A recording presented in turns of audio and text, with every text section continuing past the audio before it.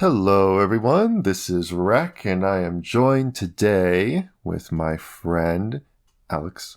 Hello. We're going to be talking about the Mario Kart World Direct, and I wanted to bring Alex on because he's not as much of a long-time hardcore Mario Kart fan as I am. So we watched it once this morning, just kind of half asleep. Then we watched it again and kind of slowly went through it and looked through some things.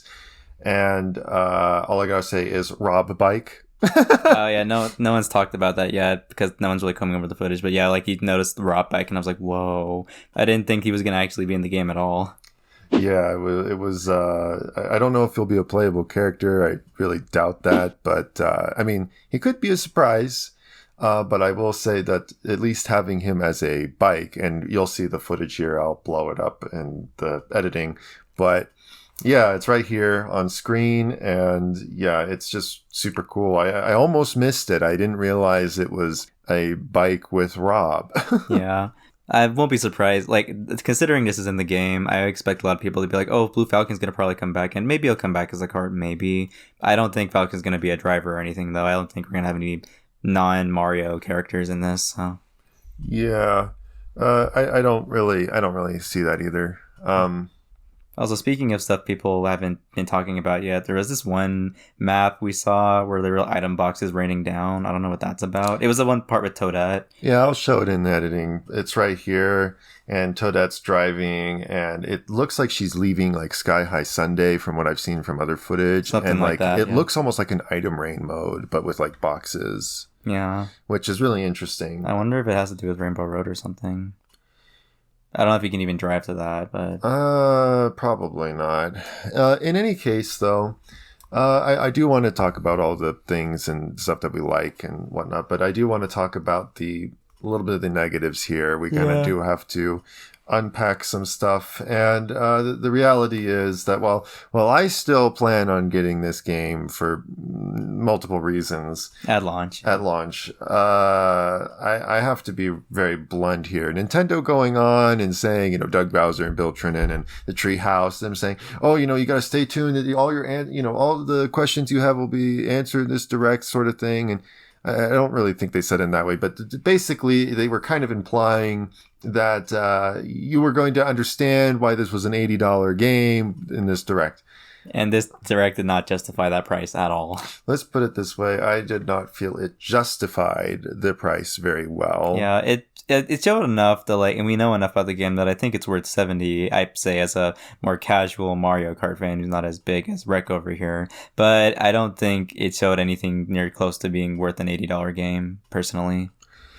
Yeah, not really. It's, as a Mario Kart fan, a long-time fan, someone who's played all the Mario Kart games and even the arcade ones, I'll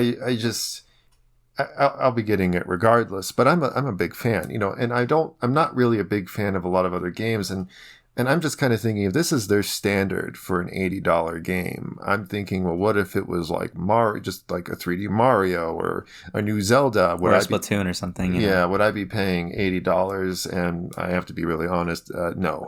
Yeah, no, I'm not going to be getting it at launch for those reasons, personally. I mean, granted, I'll admit I'm biased. I probably would have picked it up had they added some niche pick like Worth the Frog, love him, but I don't. But in all seriousness, though, yeah, they would have, to really justify the whole price, they feel like they would have had to have more something maybe a track maker, maybe some bonus modes they haven't done before and stuff, maybe more to battle mode. We have 5 battle modes in the Mario Kart 8 Deluxe, but we only have the 2 basic ones here we've always had, Yeah, it's I mean, again, the game looks great. There's no denying that it looks amazing. The animations. I can clearly see the amount of passion and the polish that has gone into this game. But as far as an actual, I don't know, just the $80 price tag, man. Well, another problem too is that it's very clear this game's been in development at least 5 years, at minimum, is another thing. So, probably, yeah. So that's the fact it's, I mean, it's still it still shows in a lot of areas, but there's other stuff. It's we talked about this earlier, off screen and stuff. But like we were thinking like maybe part of what's holding World back is the fact that they don't want to make it like they don't want to fully commit to it being like the ultimate or next best Mario Kart, because they have Mario Kart 8 to think about because they're still supporting Switch 1 and they still don't want people to fully jump ship from it. And Mario Kart 8 still the best selling game on that platform. So that could also be a factor in why World doesn't seem to be justifying its price tag as much. Yeah, I'll be honest. I think it's a big thing of like they want Mario Kart 8 to still be really special with like a lot of content, and I think with Mario Kart World they're really more going into this is a big open world with everything interconnected sort of thing. Which is why we're not seeing like more than 30 tracks and stuff like that. Yeah, but another problem that has been plaguing Nintendo more recently is just it feels like anytime a game's open world, they feel that's enough to just high price tag by itself. Yeah. Another thing, like I will give Nintendo credit here. I'm so glad they didn't do this because this would have been even worse than what already happened. Since there's already going to be backlash from the people being underwhelmed from the Direct. But the fact, like at least they didn't say, oh, by the way, here's DLC you got to pay for. At least thankfully, I don't see them doing DLC for at least probably 5 years in, like they did with 8 Deluxe. Probably like once they fully when they fully discontinue the Switch 1 and are fully pushing the Switch 2, I think then they might do DLC to help keep the life of the game going. But I don't think we're going to see that for a good while. Maybe at that point they might go all in on trying to make World be more of a complete experience, more upgraded from 8 Deluxe, maybe, but as it stands right now, I think it's like we said, they're gonna just try to keep them distinct enough to encourage people to not give up on 8 and the Switch 1 just yet. Yeah, but again, as I was trying to say before you got to that, was with people like you, they're going to wait, they're not going to, they're not going to buy it right away, or they might wait for a sale, or they might wait to buy secondhand, or, something like that. I think most casual players of Mario Kart, I do not think are going to pick this game up for $80. Yeah, no, not at launch. Like I'm going to most likely wait until probably a sale, or I can get a secondhand, or if God forbid, there's like some unlockables and there's actually some hidden characters and stuff that I really wanted that are actually in the game after all, and they just didn't show it. Another thing is it's really hard to tell if they're hiding anything with this game or if they're really just showing everything and that's all there is to it. No, they're definitely hiding stuff. Yeah, I thought they gotta be hiding some character. I refuse to believe that's the whole roster. I'm sure there's gotta be a little more than that. This is too much. Like I said, this feels too much like the Tears of the Kingdom situation for me. Yeah, same where here. It was like it was so difficult for them to actually show us things that we'd really want to see and know. Yeah. Like for example, looking over that footage again, I did not see anything for 200cc or Mir or anything like that. Yeah, no, we just got confirmation of 150cc. That was about it. Well, that was already shown before. True, yeah. So yeah, we've already seen that. Even the Treehouse played, I think, like a few matches in 150cc. So again, I don't really see this being worth that much. Yeah, I don't know. It's just like it looks fun. I mean, and it does. I'm still gonna enjoy it. I'm sure I'll play with you and stuff, but and I mean, obviously, I'm running this channel on Mario Kart and everything. Obviously, I'm gonna do videos on it, but when I think about what this kind of sets as a standard for $80, yeah, like on one hand, if they are hiding stuff, which they probably are, I'm glad because I do miss having actual unlockables that were fun surprises in games. That's very much a lost art nowadays, even with Nintendo. But on the other hand, when you're charging $80, you can't afford to really be hiding that much. You have to justify the price.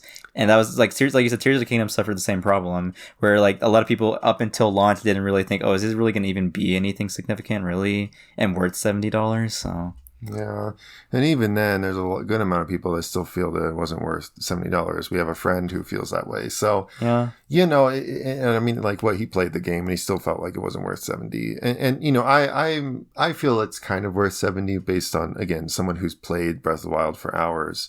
And then I played that. So I don't know. I feel like it's like I told another friend where I said, once you start getting past the $60 price range, the worth of a game starts becoming way more subjective rather than, objective. Yeah, like for me, like again, like I like Mario Kart a good amount. Like Rec over here has helped me really get more into it than I used to be. But even like as much as I like it compared to how I used to, again, I don't see like this is really why this would be worth me picking up day one $80 full price tag as it stands now.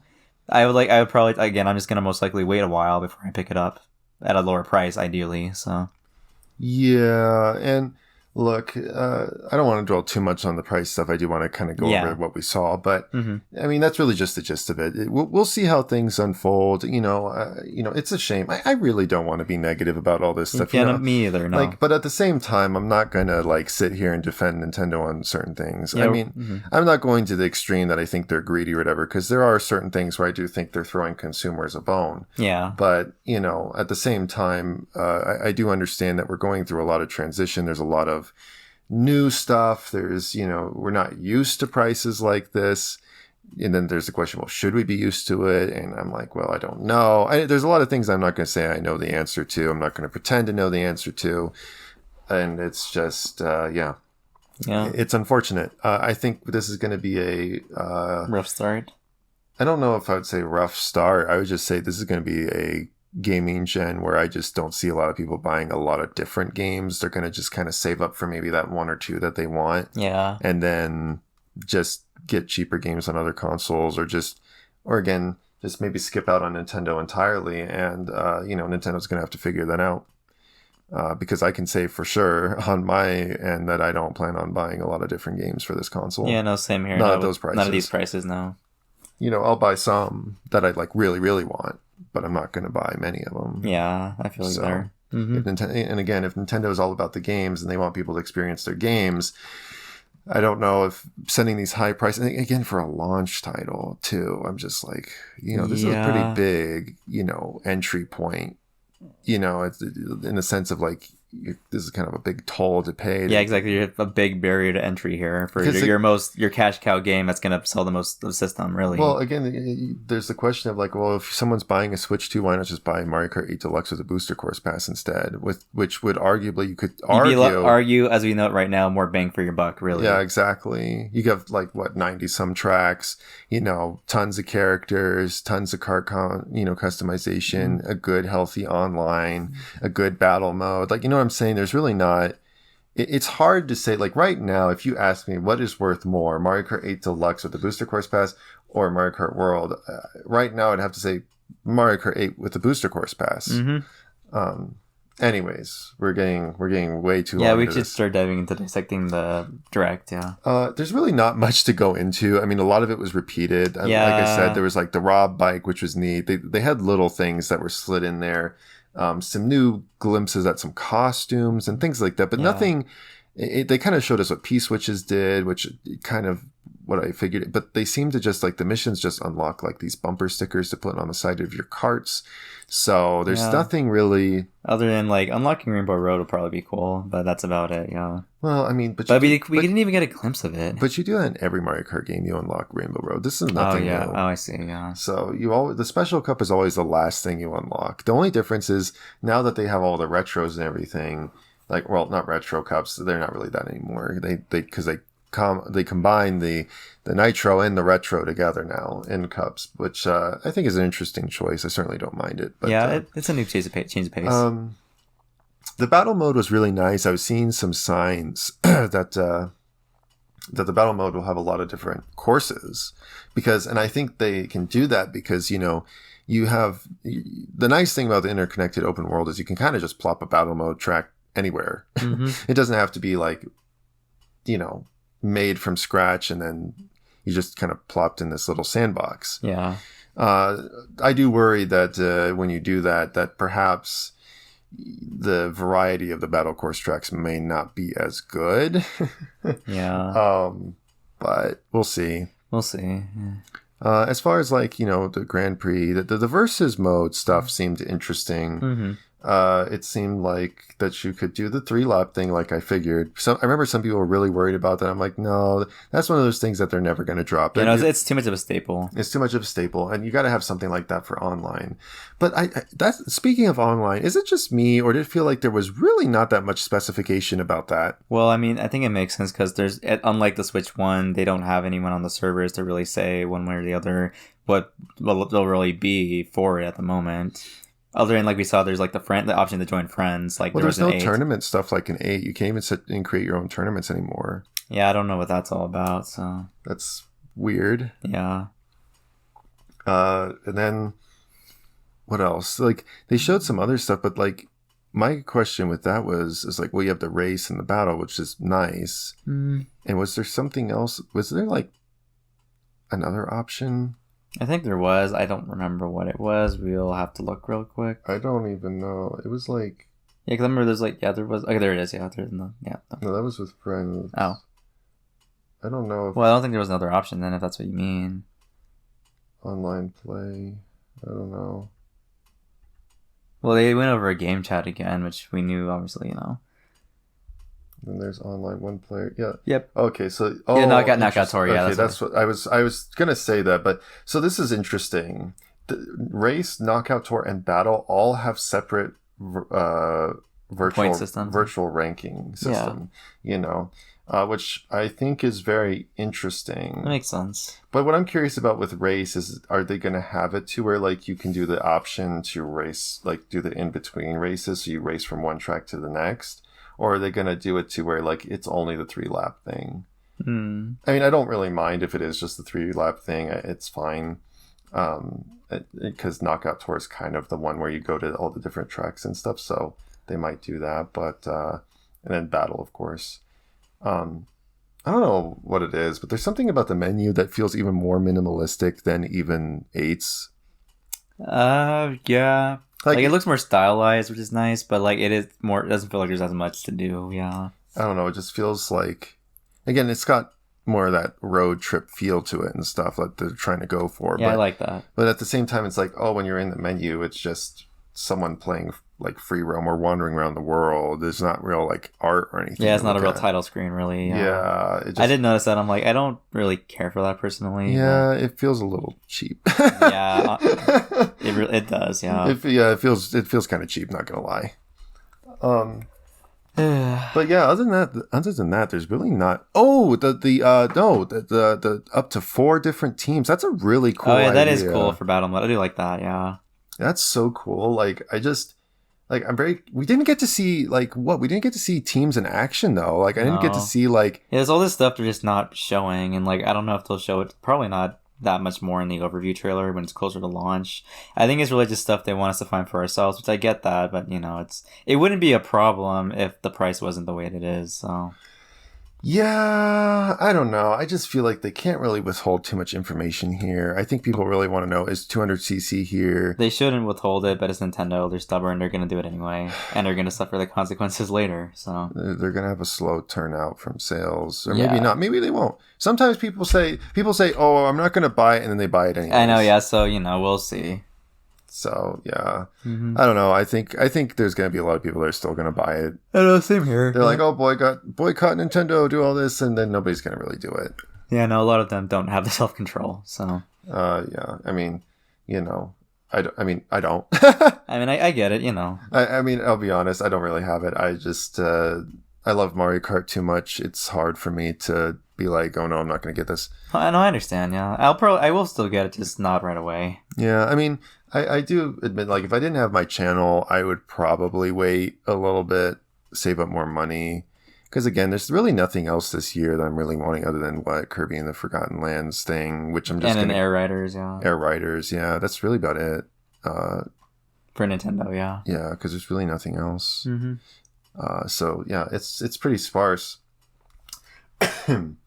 So, yeah, I don't really see much of that. But, yeah, I guess that's really... Oh, the rewind feature. Yeah, like we didn't see... Like some people were confused about this. It's only limited, it said in the fine print, to free roam and solo play. So I don't think it's something you'd be doing if you're playing with other people. I don't think they'll let you do that, which is good. So... Well, it just... I mean, I like it for free roam because, like, let's say, like, you fall off something, you weren't trying to go that way, and then you're stuck at some other part of the world, and you can just do that, go back to where you were. I think that's fine. Or, like, if you're trying to get the perfect shot or something. Or you want to redo a mission, you don't want to have to drive all the way back there if you mess it up. Yeah, just rewind. Or if you're trying to get the perfect, like, camera angle you want, you know. Yeah, that too, you know. So I think it's perfectly fine. I think that's a good option there. In free roam, it makes absolute sense like that. But in actual races, I guess what they're trying to go for is, like, oh, if you're really trying of practice certain lines. And I will say that the meta that I'm beginning to see develop is going to be more about, again, how Double Dash is, like what lines, what like pathing are you wanting to take, and what path is best, and or like, you know, pathing to avoid like items and stuff. And we were even seeing that kind of in the direct gameplay. So. Yeah, it's funny. They say like you can like write on the sides of walls for a short time, but it seems decently lengthy, honestly. I don't know what the limit will be, but well, it has to be long enough where you can get rainbow sparks, so you know that much. Yeah. So I don't know. Well, it's something that we'll figure out when we play the game, so it's whatever. Mm-hmm.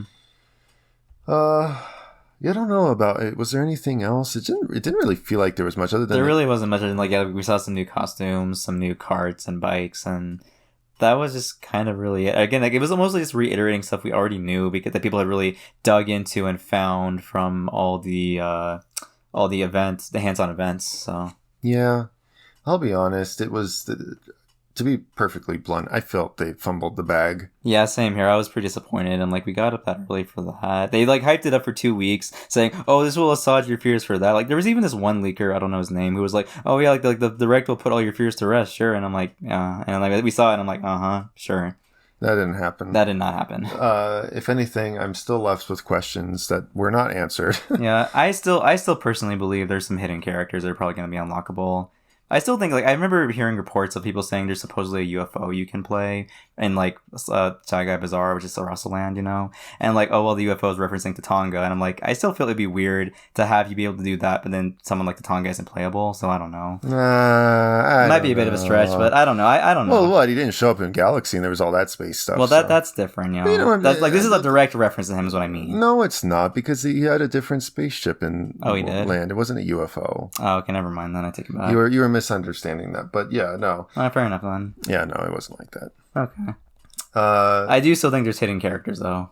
At least a few. I don't know.